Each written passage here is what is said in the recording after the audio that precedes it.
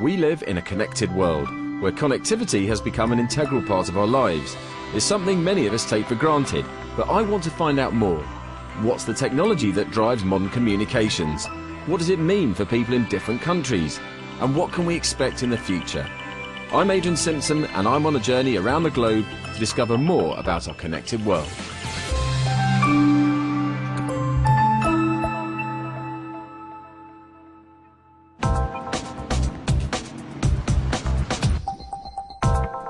India has the second largest population in the world and a fast-growing economy that wields real international influence. I'm here in Delhi to find out the effect communications has had on this tiger economy and meet the people whose lives it's changing. Talking to people on the streets of Delhi, it's apparent that modern communication is vital to everyday life. How important is your mobile phone? Without breath, a human being can't live for more than 1 minute or 2 minutes. For the mobile, you can say a human being can't live for more than 5 or 6 minutes. We have a huge population, and it becomes very important for everybody to be connected with what's happening. It has revolutionized the pace, the rhythm, the pace, the speed in which the work gets done. Because each and every minute he requires a mobile. We can connect with the people from other country. So I think it's very good. But this is just one city in a huge country. How does India fare as a whole? India and the connectivity scorecard does surprisingly poorly, especially if you're an Indian, I think, because you think of India as a powerhouse in these kinds of technologies. But these household names are really exporters. So although we're seeing rapid uptake of mobile services in the consumer side, we don't see the uptake of advanced business services. Although the government is important on e-services, it's not a leader in using software. And so what we need in India is to take what we're doing for others and to do it ourselves. Increasing connectivity is widely seen as the responsibility of the government. I've been invited to the Department of Telecommunications to find out what they're planning for the future. What are the key challenges for the government as mobile penetration grows? I would first of all say that increase the rural tele-density to at least 25% by 2012. Second one is to increase the penetration of internet and broadband, which I think we haven't done enough. And third one would be, I think, the spread of 3G services, at least to all cities with 1 lakh population. And our last but not the least, that to create India as some kind of hub for telecom manufacturing facilities. It's early morning and Delhiites are going about their daily routine. But this tranquil scene is about to be broken by some heated political debate. This is the party for you people, in fact, where you can join and move forward. If BJP or Congress comes in majority, what can you do then? We are doing this. Sangeeta Tomar is the candidate for a newly formed party, Youth for Change. She tells me how her party is using SMS and internet technology to spread their message. We are sending SMSs to every person because most of the people now, all the students have mobile on today's date. Not only students, all the educated lot have a mobile. They can't do without it. That's the best media to reach people and the cheapest, I would say. We don't spend a penny on this. Just go to the website, log in there, and you can send a message from there. So I think this is the cheapest and the best way to approach people. The digital politics buzz is spreading.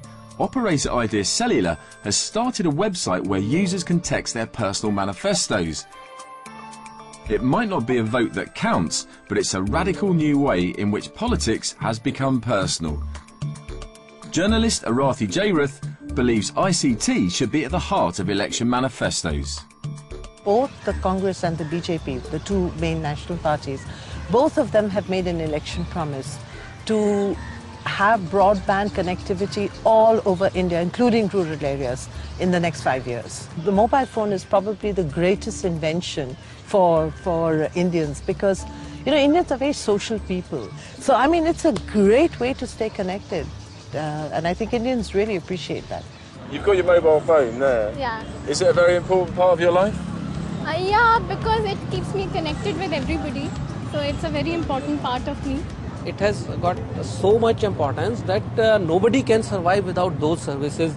Whilst the benefits of increased mobile and internet penetration are obvious, it's a larger task to ensure the effect trickles down. Globally, there are over 3 billion people living in rural villages. A Nokia Siemens Networks initiative, Village Connection, significantly reduces the cost of building a network in a rural area.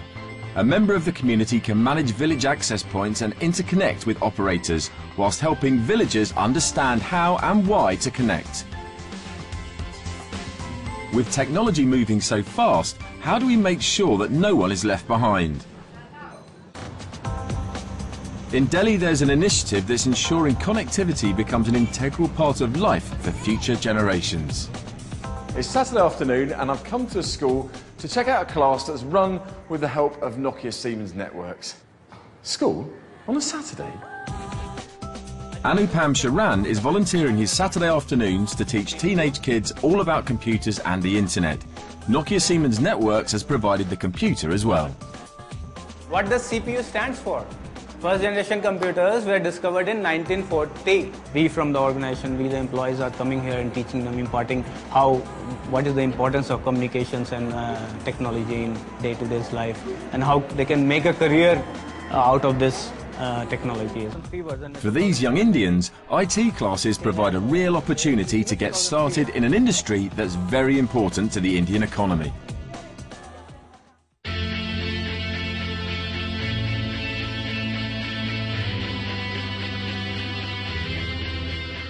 India has a reputation for providing other countries with vital ICT support. Travelling 1 hour north of Delhi, I've come behind the scenes to meet the individuals who run the networks right around the globe.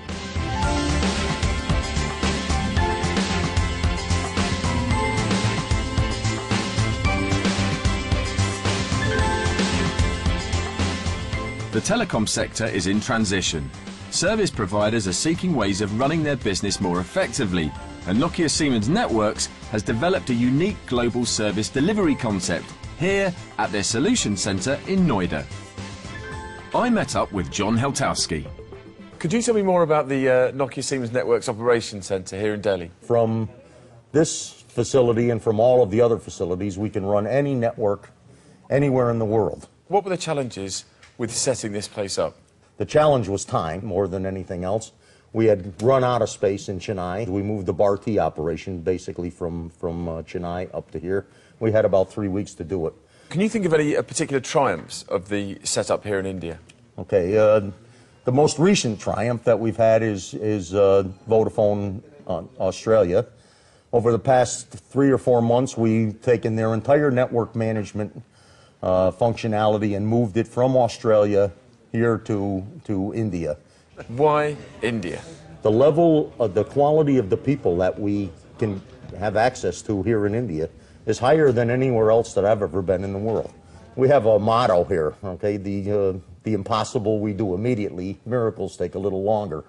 And the reason that we can do that is because young people don't understand the word impossible. One such person, Gayatri, attempts the impossible by trying to get me to understand what happens when I make a call. Gayatri, when I have my mobile phone, type in a number and press the call button, what happens? How does it work? So what happens is your request flows through the base transceiver station and goes to the mobile switching center. There it verifies your record, and then after checking your records, it checks its routing table and gets you connected to the end subscriber whom you're trying to contact. So once this is over, the end subscriber hears the ring and then he picks up and your call is established. And it does all those things in about how many? Fraction of seconds. Milliseconds. Yeah, milliseconds. And what you've described there, is that a network? That is the GSM network. Gayatri, I have the mouse and I'm going to troubleshoot. How difficult is it to... From here, Gayatri can monitor an entire network. When there's a fault, she can quickly react to rectify the problem. But perhaps not if I'm in control. The button would give you more details on the alarm. It's all kicking off now. Well done. It's a real eye-opener for me how much goes into maintaining an efficient network. Thanks to this state-of-the-art setup, people all